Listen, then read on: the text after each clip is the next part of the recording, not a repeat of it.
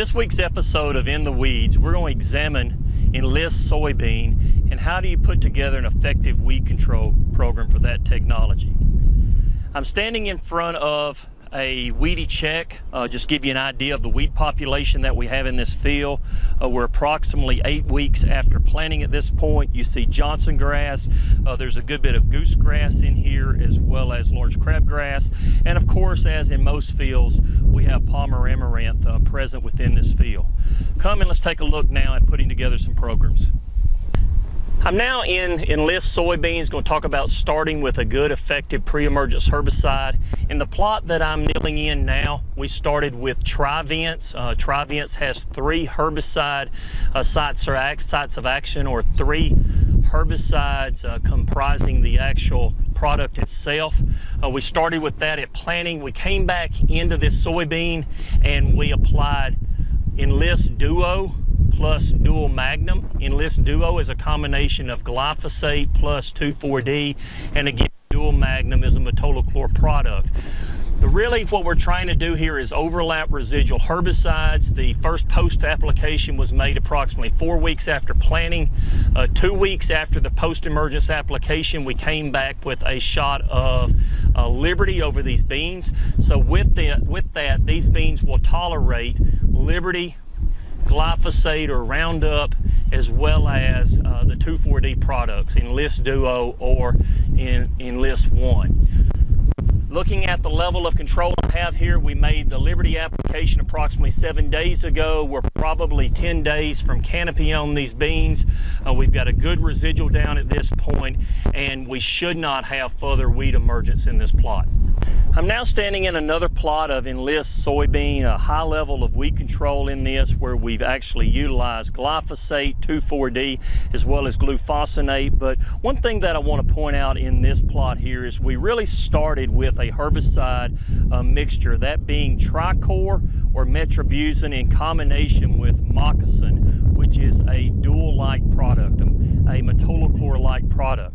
Some of you may actually have some concerns about using products like trichlor or metribuzin because you've had some bad experiences in the past because the soybean variety that you chose was actually sensitive.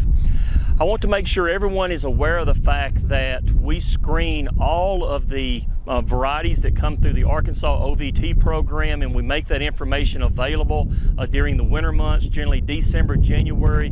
That information goes online, and every grower has an opportunity to choose a variety, whether it be Enlist, LLGT27, or Extend Flex, has an opportunity to choose a variety that has tolerance to a herbicide like metribuzin. I also want everyone to note that we have absolutely no resistance to metribuzin within Palmer amaranth, one of the major weeds that we have in soybeans across the southern U.S. So next time that you're considering planting Enlist soybeans or your other favorite technology, think about putting some metribuzin under your soybeans in combination with another residual herbicide, and choose a variety for which you have good tolerance. I'm now kneeling in a plot of Enlist soybeans.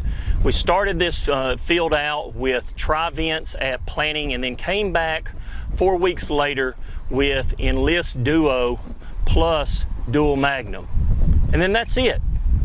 Now, while many of you may look at this and say, hey, you've got a very effective program here, the herbicide was quite effective in controlling those weeds, what we do notice is we do have some weeds that have emerged. Generally speaking, the morning glories have some tolerance to metolachlor or dual, so we have another flush of morning glories that are coming. These beans here are probably 2 weeks from canopy formation, as I mentioned earlier, and these morning glories here are ultimately going to come out of the top of these beans because in this plot here we did not make a subsequent application of something like Liberty or an Enlist One application to clean up these few escapes that came through. In addition to that, we noticed Johnson grass here. We had one post-emergence application. While I don't think that this plant here is resistant, it does point to the need for making multiple applications of glyphosate or glufosinate, such as Liberty, to control this weed.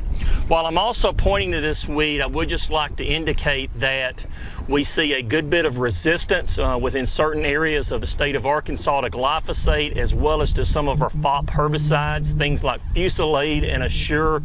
And the glufosinate component in this field with multiple applications would have been very effective at controlling this weed, but we did not make utility, did not make use of that herbicide in this application. I appreciate you tuning in this week, and as usual, we appreciate the support of the Arkansas Soybean Promotion Board for funding our research and efforts like what we bring to you today. See you next week on In the Weeds.